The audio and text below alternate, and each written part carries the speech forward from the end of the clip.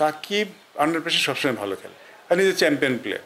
কারণ যখন কোনো ক্যাপ্টেন্সি কাউকে দেওয়া হয়, একটা পিরিয়ড অফ টাইমে দেওয়া হয়, একটা ক্যাপ্টেন তো অ্যাটলিস্ট 2 বছরের জন্য দেওয়া উচিত আমি মনে করি। 2 বছর পরে আমরা ডিসাইড করতে পারি যে না, এই ক্যাপ্টেনটা ভালো কি মন্দ। ক্যাপ্টেন্সি দেওয়ার সাথে সাথে যদি কোনো ক্যাপ্টেনের ভুল ত্রুটি ধরা শুরু করি আমরা, তাহলে যে কারো, শুধু শান্ত না, শান্ত যদি আমি অন্য কাউকে আনি, তার সাথেও কিন্তু আমরা এরকমই করব। সেক্ষেত্রে আসলে যে কারোর জন্যই ক্যাপ্টেন্সি করা খুব ডিফিকাল্ট। আর একটা ক্রিকেট টিমে captain is very important. Captain যদি আনসেটেল থাকে তাহলে টিমটা আসলে আনসেটেল হয়ে যায়। সো আই হোপ যে আমরা এটা রিয়েলাইজ করব যে যতদিন শান্ত ক্যাপ্টেন আছে আমরা তাকে সাপোর্ট দিব।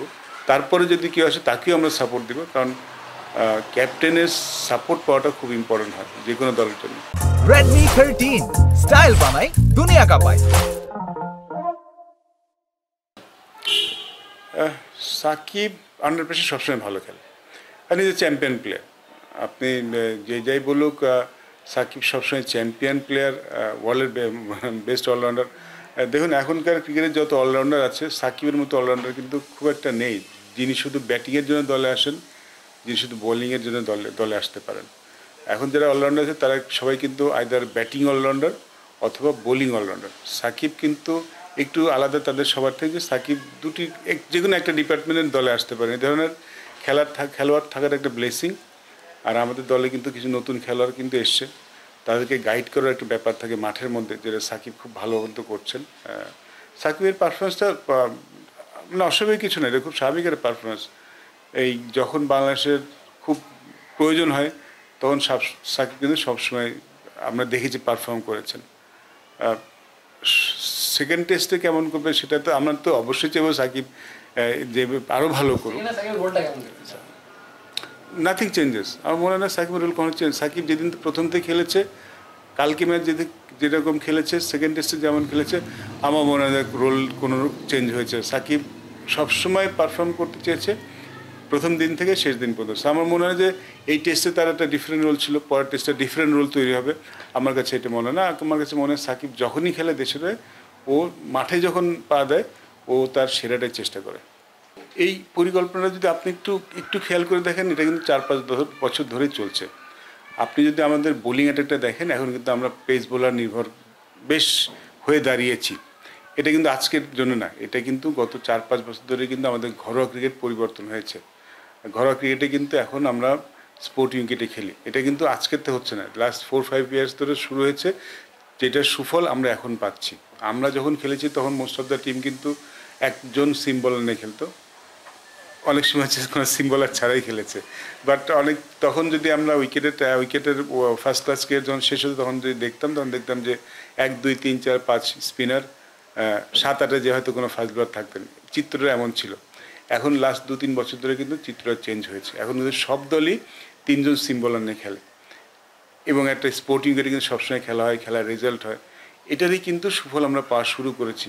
আমাদের এখন অনেক কিছু পাওয়ার আছে, কিন্তু এখন দেখবেন যে আমাদের পেস বোলিংয়ের ডিপার্টমেন্টটা বেশ সমৃদ্ধশালী। এখন দলে যারা আছেন তাদের পেছনে কিন্তু ব্যাকআপেও কিন্তু বেশ কিছু ফাস্ট বোলাররা আছেন। আমরা কিছু লম্বা ফাস্ট বোলার পাচ্ছি, যেটা আমাদের একটা একটা ছিল, যেটা আমাদের ঘাটতি ছিল। এখন দেখবেন লম্বা ফাস্ট বোলার আসছেন, লম্বা ফাস্ট বোলার কিন্তু বাড়তি বাউন্স পেয়ে থাকেন। বাংলাদেশ যে টেস্ট ম্যাচ জিতছে, ধরেন ঘরের মাটিতে আমরা আমাদের যেটা স্ট্রেংথ, স্পিন বোলিং স্ট্রেংথ, সেটাতে কিন্তু আমরা জিতছিলাম। ঘরের বাইরে জিততে হলে কিন্তু তখন তাদের কন্ডিশনে ভালো করে জিততে হবে, সেটা অনেক সময় স্পোর্টিং উইকেটের দরকার হয়।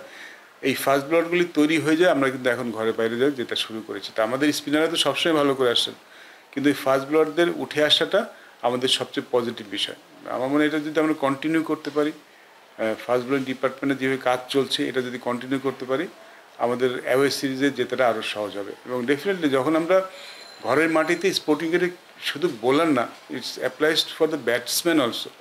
যখন ব্যাটসম্যান এমন খেলছেন, এরকম উইকেটে খেলছেন, তারা যখন বাইরে খেলতে যাচ্ছেন, যখন স্পোর্টিং উইকেটে খেলছেন, বাউন্সার জায়গায় খেলছেন, তাদের জন্য রান করা সহজ হচ্ছে। Pakistan is a tough team. Pakistan I am sure Pakistan strongly come back করার চেষ্টা করবে। তাদের সেরকম করার সব রকম সামর্থ্য আছে, তাদের ওয়ার্ল্ড ক্লাস ব্যাটসম্যান আছে, ওয়ার্ল্ড ক্লাস বোলার আছে, তারা তো চাইবেনই কাম ব্যাক করতে। আমাদের জন্য সবচেয়ে বড় অ্যাডভান্টেজ, টিমটা এখন মনে হচ্ছে খুব কম্প্যাক্ট মনে হয়েছে। ব্যাটিংটা কম্প্যাক্ট, বোলিংটা খুব ভালো, সো যদি এইটা আবার রিপিট না করার আমি কোনো কারণ দেখি না। কাজটা সহজ হবে না ডেফিনেটলি। পাকিস্তানে তো চাইবে ফিরে আসতে, তো নিজেদের মাটিতে, তো কাজটা সহজ হবে না, বাট করা সম্ভব। আমার মনে হয় যে একটা যে এই টেস্ট ম্যাচটাতে একটা বড় ব্যাপার ছিল যে আমাদের ব্যাটসম্যানরা বড় রান করছেন। দেখুন মুশফিক সেঞ্চুরি করে আউট হয়ে যাননি, মুশফিক কিন্তু 190 করেছেন। একটা টেস্ট ম্যাচে কিন্তু আমরা এরকমই চাই, যখন রান করবে ব্যাটসম্যানরা বড় রান করবে তাহলে আমাদের টোটালটা বড় হয়। আমরা যদি এই জিনিসগুলি কন্টিনিউ করতে পারি, আমাদের যে বোলিং ডিপার্টমেন্ট আছে, আমি নিশ্চিত যে আমরা সেকেন্ড টেস্টে ভালো করব। স্বপ্ন তো অবশ্যই দেখি, বিদেশি মাঠে সিরিজ জিতে আসে তো অনেক বড় ব্যাপার। সব কিছুর একটা প্রথম আছে, তো এটা দিয়ে আবার যদি এটা হয় তাহলে ডেফিনেটলি বাংলাদেশ ক্রিকেটের জন্য, আর আমরা যারা ক্রিকেটে আছি, খুবই তৃপ্তির হবে, খুবই আনন্দের হবে। আমার শেষ প্রশ্ন, না, আমি আসলে কখনোই কারোর সাথে কারো তুলনা করতে পছন্দ করি না। সবাই ডিফারেন্ট, আমি ডিফারেন্ট, অন্য একজন ডিফারেন্ট, আরেকজন ক্যাপ্টেন সেও ডিফারেন্ট। কারোর সাথে আসলে কারোর তুলনা করা ঠিক না। বা শান্ত একটা ভালো জিনিস, আমার মাঠে যদি ওর বডি ল্যাঙ্গুয়েজ দেখেন, খুব খুব পজিটিভ এবং খুব সাপোর্টিভ অলসো। এমন না যে, এবং দেখবেন যে সামটাইমস শান্ত সিনিয়র প্লেয়ারদের সাথে কথা বলছেন, জুনিয়র প্লেয়ারদের সাথে কথা বলছেন। এই পজিটিভ বডি ল্যাঙ্গুয়েজটা, পজিটিভ ভাইবটা খুব ইম্পর্টেন্ট দলের জন্য। শান্ত কিন্তু অনেক অনেক কিছুর মধ্যে শান্ত যেতে হয়েছে। কিছুদিন আগেও কিন্তু শান্তকে নিয়ে, কিছুদিন আগে, এখনই তো শান্তকে নিয়ে অনেক কথা হচ্ছে ক্যাপ্টেন্সি নিয়ে। আমরা তো সবসময় ক্যাপ্টেন নিয়ে কথা বলতে, সমালোচনা করতে ভালোবাসি। তো এইসবের মধ্যে যে ওর যে পজিটিভিটা, বডি ল্যাঙ্গুয়েজটা, এটা আমি মনে করি অনেক বড় ব্যাপার। ডিসিশন মেকিং তো আছেই। আমি ইজ এ গুড ক্যাপ্টেন, আমি প্রথম দিয়ে বলে এসেছি is a very good captain. But যখন একজন ক্যাপ্টেন এর মধ্যে দিয়ে যায়, সেটা তার ব্যক্তিগত পারফরমেন্সে প্রভাব ফেলে এবং তার ডিসিশন মেকিংয়েও কিন্তু প্রভাব ফেলে। তো শান্ত এইসবের মধ্যেও ক্যাপ্টেন্সি করছে, যেটা আমার কাছে দেখে ভালো লাগছে। বাট আশা করি যে আমরা একটু সাপোর্টিভ। আমি সকাল থেকেই বলতে পারি, কারণ ওই টেস্ট ম্যাচটা আমরা তো তখন আসলে 2000 সালের পর থেকে অবভিয়াসলি টেস্ট ম্যাচে আমরা নতুন, আমরা স্ট্রাগল করছি, বাংলাদেশ টেস্ট ম্যাচ জিততে পারছে না, এটা নিয়ে অনেক কথা শুনছি। ওই সিরিজটা কিন্তু আমরা ভালো খেলেছিলাম। আমি অস্ট্রেলিয়া সিরিজে আসার পরে পাকিস্তানের সাথে 3টা সিরিজ ছিল, নর্মালি তো আমি 2টা সিরিজ খেলি। 3টা সিরিজের প্রথম 2টি সিরিজ কিন্তু আমরা হেরেছিলাম, কিন্তু আমরা খুব ভালো ক্রিকেট খেলছিলাম। প্রতিটা মানে টেস্টেই কিন্তু বাংলাদেশ বেশ ভালো প্রতিদ্বন্দ্বিতা করছিল। ইভেন ফয়সলার সেকেন্ড টেস্ট ম্যাচে তো আমরা থার্ড ডে পর্যন্ত মোটামুটি সাথে সাথে যাচ্ছিলাম পাকিস্তানের সাথে। তো মুলতান টেস্টে যখন একটা ওরকম সিচুয়েশন তৈরি হলো, তো আমরা তো তখন কেউ টেস্ট ম্যাচ জিতিনি।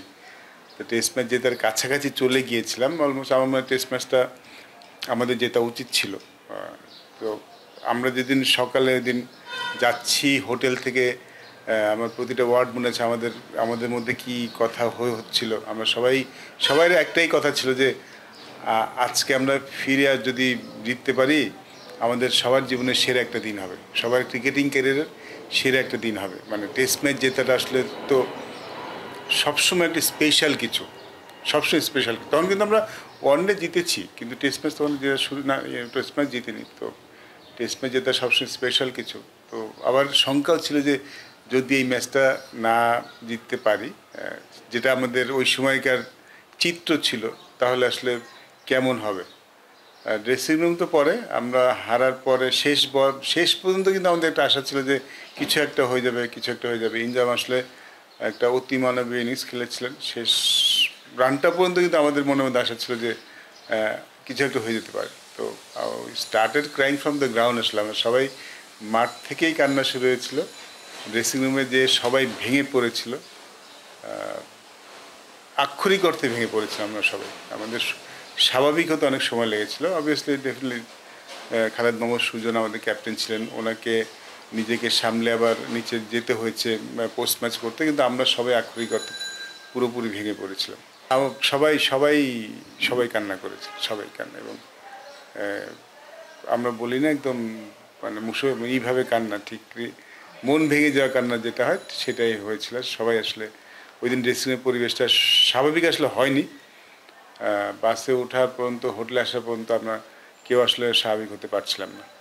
কারণ আমাদের সবার মনে একটা স্বপ্ন ছিল যে টেস্ট ম্যাচ জেতা। সেটা ওই দিনটা হলে আমাদের জন্য, সবার জন্য খুব ভালো হতো। গতবার সুজন ভাই সাক্ষাৎকারে বলেছেন যে কিছুটা তো ভুলেই দিয়েছি ডেফিনেটলি, বাট ওই কষ্টের স্মৃতিটা আসলে আমি কোনোদিন বলতে পারবো না। ওইটা আসলে অন্য একটা ব্যাপার ছিল।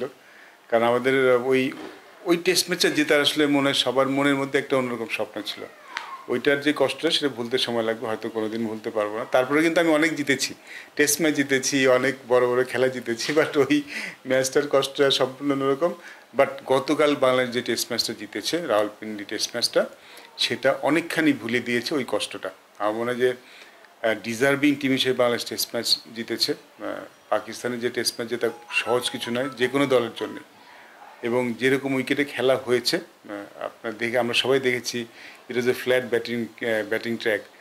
4 ডে পর্যন্ত ইভেন পাকিস্তানি ক্যাপ্টেনও কিন্তু বলেছিলেন যে তারা এরকম উইকেট আশা করেননি, তারা একটা স্পোর্টিং উইকেট চেয়েছিলেন। 5th ডেতে কিন্তু খুব একটা ডিফারেন্স হয়নি। আমার মনে হয় যে আমাদের বোলাররা এত ভালো বল করেছে, আমি বরং বলবো যে এখানে উইকেটে খুব বেশি কৃতিত্ব ছিল না, উইকেট খুব বেশি ডিটোরিয়েট করেনি।